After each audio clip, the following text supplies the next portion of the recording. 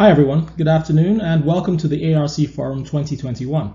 My name is Eugene Spiropoulos. I'm a technology evangelist for Yokogawa, and today I will be discussing defining optimal enterprise architecture for process industries. Thank you very much for your time today. Agenda-wise, this presentation will cover a number of things. It'll cover generally what the challenges are about looking at the big picture of an enterprise for digital transformation. It'll cover the key to doing that, which is establishing context across different areas of the organization. It'll establish the tools we have for doing that, kind of what I call the ghost in the machine, essentially the platform or software or capabilities for integrating multiple different functions together to achieve this context. And we'll look a little bit at some of Yokogawa's tools for doing that. This presentation more deals with the strategies for doing that, not the technologies themselves. And we would finally look at what this means for the future. Essentially, putting all this stuff together, where is that taking us? And I think hopefully this will be a very interesting discussion. So to set the stage a little bit, we are facing a new reality. I think about a year plus a year and a half ago, the question on most people's lips was, what is digital transformation? What can it do for me? I think after 1 year of COVID-19, I think everybody knows what digital transformation is and what it can do for them or their organizations. And the challenge now is establishing how to go about it. And that brings us to the challenge I call the 6 wise consultants and the elephant's digital twin. And the idea here is that people have knowledge across their particular area of subject matter expertise. And 6 wise men, each with knowledge of a part of the elephant, if you guys know the story, can accurately describe the tusk or the ear or the side of the elephant. And they will be accurate and right within their area of knowledge or their area of subject matter expertise. But to describe the elephant, you need to put all of these together. And this is the same thing with the enterprise. The enterprise, so to speak, is the elephant. It has a number of moving parts, and sometimes they can be quite distinct, quite different. But it's only by putting them together and establishing the context between them that you can really define what is the best path forward for digital transformation for your enterprise. And I'd like to discuss a few strategies for doing this. Well, in a nutshell, or rather in a cake, the idea is to sort of bind all of these together with context. And as we're going to look at in subsequent slides, this context is knowledge and the digital twin, and how we can leverage knowledge out of the digital twin in context with all areas of the business. So we're looking now at essentially 5 pillars, and these are assets, operations, people, and the enterprise. And running through all of this is the digital twin. Now, defining the digital twin as a digital representation of a function or an asset is not too far off, but we kind of want to broadly extend that to multiple parts of the organization, particularly where we see context.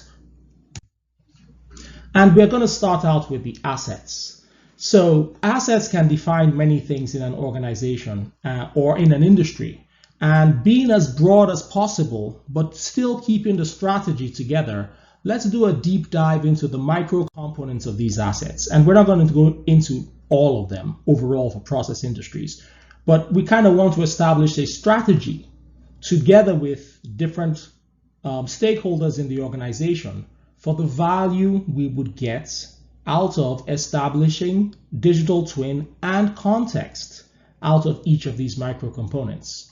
And they could be analytical, they could be sensors, they could be infrastructure, they could be equipment, compressors, they could be anything. They could be people. The idea is, how can we faithfully represent digitally each of these functions so that we can manage its effectiveness over its life cycle, but also leverage value from that digital twin in other areas.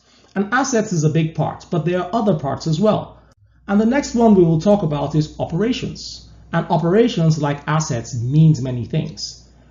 We typically in process industry start out with the actual project delivery itself and then move on with the life cycle from there. And that's kind of highlighted in what we see over here, with the left side being standards, automation, going all the way to the right, which is the digital twin and data-driven context.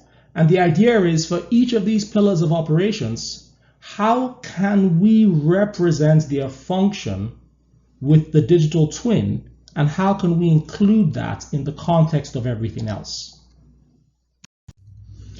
Moving from operations to the digital twin, we start to see how all of this comes together. And here we're really looking at a map for value across digital assets. And going from the left to the right, for different consultants or different subject matter experts, each of these will ring a bell. Predictive plant maintenance, AI-driven analytics, but also we get in the middle towards more of the high-fidelity process digital twin, whether it's steady state, whether it's dynamic, and then we start leveraging that off into other value. The digital twin of operating procedures. How can we include that with the high-fidelity digital twin? What value do we get from doing that? How can we extend out this high-fidelity digital twin with some of the asset modeling we've already done to build out energy model digital twins? How can we interface that with the business for supply chain model digital twins? And how can we tie all of that together into a broad overriding context? Now we want to look at probably what's the most important part of establishing this enterprise architecture, but very unfortunately, it's also the part that's very much underlooked, and that is people.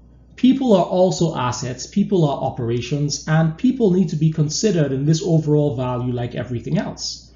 I think one of the core benefits we derive from this scale, enterprise scale, digital twin architecture is improving and maximizing the efficiency of people. It also, as we would see later on down the line, starts to play into safety, compliance, and people sustainability.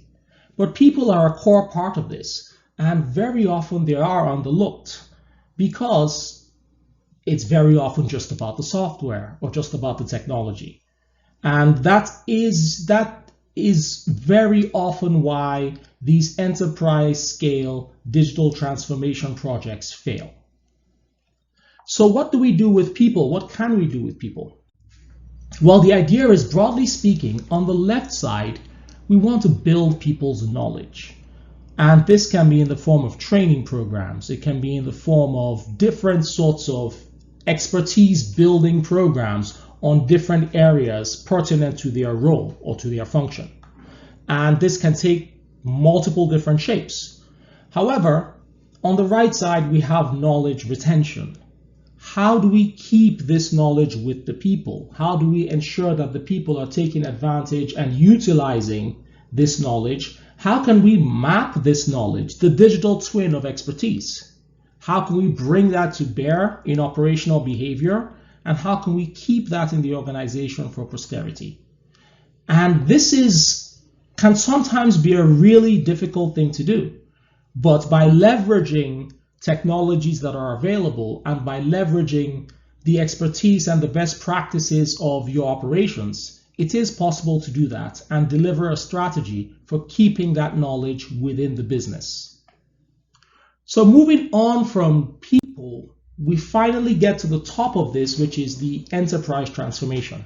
And so far, we've built a framework from assets to operations to people, all mapped together in the digital twin. Now, how can we map that up into different business functions? And that is where a lot of the role of the data integration partner comes in. And that is becoming more and more a function that most organizations are beginning to invest within their people. There is a lot more data science in process industries and industrial automation today than there was 5 years ago, and it's not going to let up. Taking advantage of data is now within reach. Essentially, with the technologies and platforms, we've been collecting data for years. And most organizations really use about 5% of the data that they have collected. We are getting to a point now where we can greatly, significantly increase the power and the value we get from that data. Mapping that into the business, but with the context of the framework that is established, is an extremely powerful thing that bears value right away, but has a chance to bear a lot more value in the long term. And that kind of takes us to where all of this is going. And it's the integration of platforms, the integration of people, the integration of functions. So this presentation is really about the strategy for putting this together, not so much about the technology. In Yokogawa's case, we would use the collaborative information server. And that's a system-based application that ties all operations in together. It also ties multiple systems in together and multiple functions and roles. And I'll use that as an example of how a platform or technology can be used to derive this value. But it's at the end of the day, technology will not on its own do it for you. It really takes a fair amount of forethought, and it really takes this context in between different functions. Now, establishing that core context for the enterprise and then scaling that out across multiple different sites. So now you standardize the data functions and the data structures across the enterprise. And this is where value really starts to come in for certain types of industries. As we do more and more in the broad geographical based offshores and renewable energy, wind farms, solar farms, integrating multiple different types of energy generation, for example, together with energy transmission and consumption, and trying to optimize all that together. That's a really great use case of this sort of platform. Operations, maintenance, business people, process people, all leveraging the same tools, the same technologies, but most importantly, the same context. This gives for industries today, it's a much more collaborative or cost-effective way to achieve what has been difficult for many years, which is getting those 6 consultants to speak together with the same language. And that is the opportunity that's available today for many industries by leveraging the context of different digital twins together. So where is this going and where is this taking us? Well, most industries have an end goal in mind. And at the end of the day, it is really about people sustainability. It's about ensuring compliance, safety, profitability, but it's also about ensuring a benefit to society overall. This journey to industrial autonomy, and industrial autonomy essentially means all of these different functions and contexts that we spoke about can work together without the requirements of a person in between taking action, but more importantly, usually looking for what action to take. And that impacts very much efficiency. It impacts many, many things overall in the end goals of an enterprise or the end goals of a company. So being able to bring these different levels of automation and people together into one comprehensive function or comprehensive set of functions is really the direction many industries are trying to take. Over here at Yokogawa, we've put together a number of stages that we see as companies begin to adopt these capabilities and grow towards this overall end goal. Semi-automated, automated, semi-autonomous. Between automated and semi-autonomous is typically where you would find most high-performing companies today.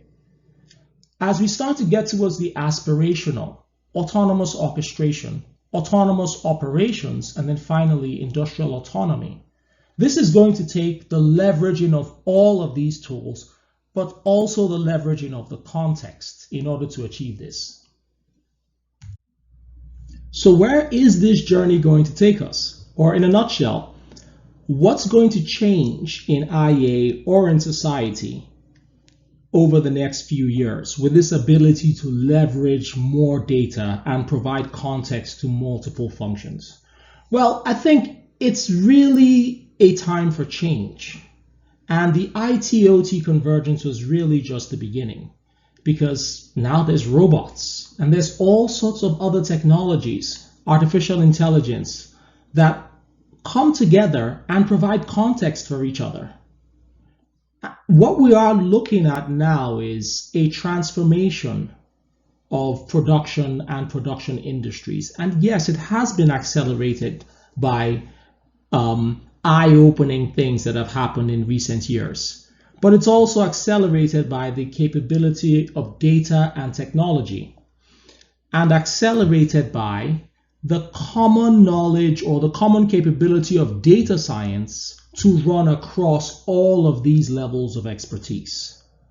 So we can leverage via data and information, chemical engineering expertise with automation, electrical, computer science, artificial intelligence, all towards a common goal.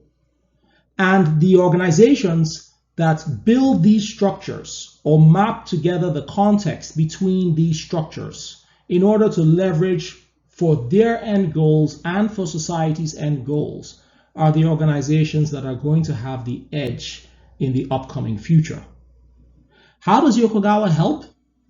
Well, consultants like myself provide expertise for this context, but we of course also provide data integration and technology platforms to bring all of this together, like I described in previous slides. But it's not something that we do alone. It has to be done in context with other providers and, most importantly, with our customers and partners themselves.